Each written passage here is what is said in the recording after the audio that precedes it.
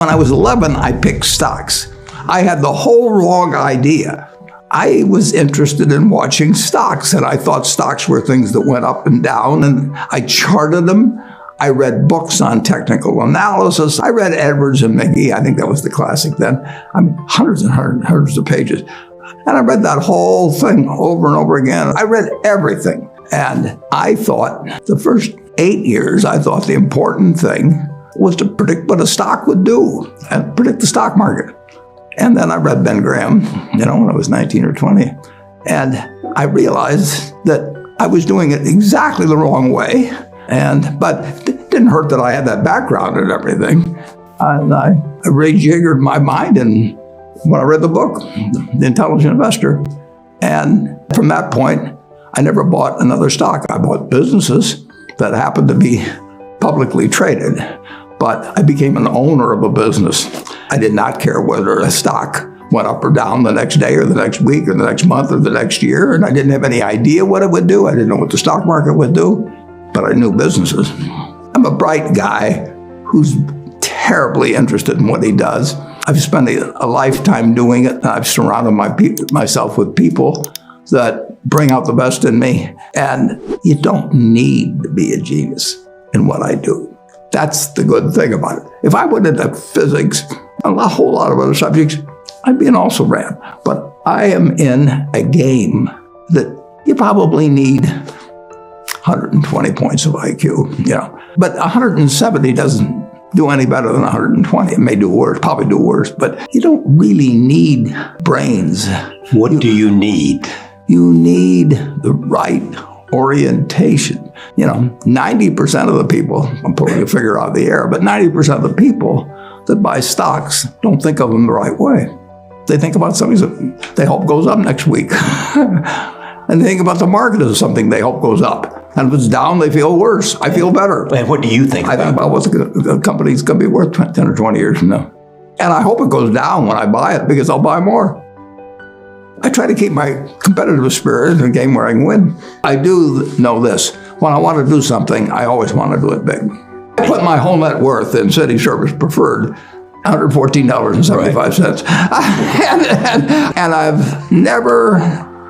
Well, since that day, March 11th, 1942, I have never had less than 80% of my money in American business.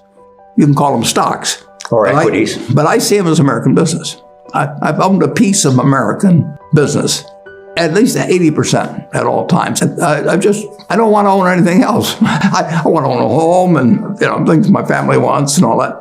But owning 5 homes doesn't mean anything to me because I'm going to be happy in one home, and there's a certain amount of things that go wrong with everything. And if I got 2 homes, I know I've got more problems and I don't have more happiness. What brings you the happiness? What makes me happiest is what I'm doing. I enjoy 2 things about it. One, I know I'll win over time. That doesn't mean I'll beat everybody else or anything like that. But I'm in a game that's very, very, very easy if you have the right lessons in your mind about what you're buying. I'm not buying stocks. I'm buying pieces of overwhelmingly American business.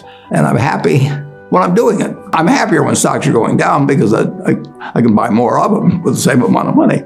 I'd be happy if I was a farmer. I'd want farmland to go down so I could buy more acreage. It just makes sense. I'll tell you the second thing I really like. I like being trusted by people. I would rather do what I do with partners than do it sitting in a room myself, even though I might make more money that way. Let's pretend there is no stock market. Let's say I had to buy these privately, like you buy a farm privately, like you buy an apartment house privately. They're investments. So you're looking to say, what can I do with money I've saved to put it away so I feel good about getting it back later under any circumstances, but not necessarily on a given moment. But if I have a farm, it's going to take me a while. But people would be so much better if they actually didn't have a stock market in terms of buying businesses. The United States economy, and it's very easy to look at the statistics on it. I mean, more people, a greater percentage of the American population is wealthy now or having more income now than they've ever had. And if you look at whether Bank of America will give you their average deposit. I mean, you just look at the wealth. That doesn't mean everybody's wealthy, but it does mean relative to any other period of time, people have more money now. They get mortgages at lower rates than they've ever gotten. So if they want to buy a house, you live in an environment where the bottom 2% in terms of income in the United States, the bottom 5%, and for sure the top 1%, all live better than John D. Rockefeller was living when I was 6 years old. John D. Rockefeller was the richest man in the world. And today, you can get better medicine, better education, better entertainment, better transportation. You can do everything better than he could. It's astounding. That's in my lifetime. If he wanted to watch a football game, he still had to go there. I can sit there with this big screen, and they keep showing me the replay, so they're explaining to me what happened and everything. And maybe everybody doesn't have a screen as big as mine, but damn near everybody has a screen or an iPhone or a computer or access to one. And they have access. When I was born, the dentist didn't use Novocaine. When I went So there has been progress, obviously. Oh, And nowhere more than in the United States. but there's no country that's done what our country's done. If you go back 3 of my lifetimes, you're looking at less than 1% of the world's population, closer to half of 1%, are sitting in this land. They don't work harder than people in all the rest of the world. I mean, in terms of hours of unpleasant labor, everybody's got hours of unpleasant labor in those days practically. They don't come laden with gold, and they are half of 1%. And fast forward a couple of lifetimes, and they've got 20% plus of all the bounty in the world. I mean, that is something that has worked like nothing. Just imagine that. If you'd gone to anybody, Constitutional Congress, in 1789, if you go to any one of the representatives there, and you said, I want to tell you what this place is going to look like in 3 more of your lifetimes, your great-great-grandchildren are going to be flying in the skies, they're going to be watching sports all over the world, they're going to be entertained, their medicine. They'd have hold you off to a lunatic society of what he's doing. He's getting 50 cars and he's getting a whole bunch of little claim checks. Just think of it.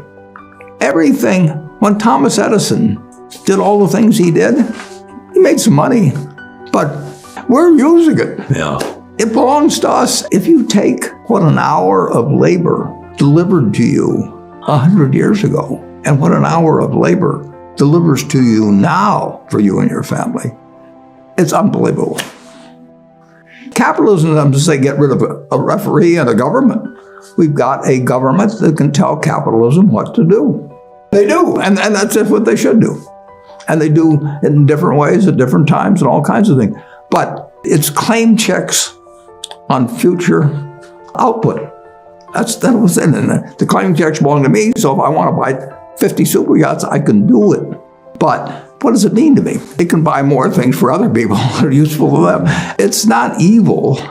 The federal government is the boss in the end, and they shouldn't screw up capitalism, and capitalism shouldn't screw up the federal government. It's very simple. It's evolving, always. We started in 1789. We had business, and it's gotten far, far, far, unbelievably more productive for people. And the only thing it can do with what it produces is give it to other people. It isn't like the 50 richest guys in the country can say, I'm just going to eat everything. They're turning out products. That iPhone that I have, which I'm probably the least capable guy in the world of working with it, but it makes life better. But that comes with government. So far, we've got the best system. We've got a better system than we used to have, and we'll have a better system 50 years from now. Why are you so sure? Well, I've seen 91 years of it. I've never seen a period where I didn't believe that. Not every aspect. We can go backwards in some. No, it's not.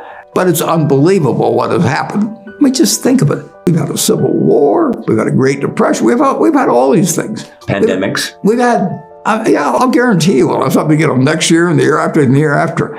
But in a herky-jerky but dramatic manner, business moves forward, government moves forward, more important, people move forward.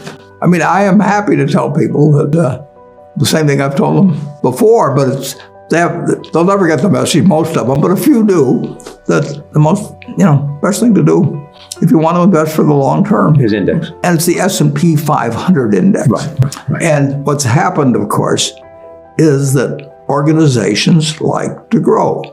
So they set up indexes on different industries, different countries. And as soon as you do that, you're violating basically what Jack Bogle said. He says you don't know enough to pick the right businesses, which means you don't know enough to pick the right countries, you know enough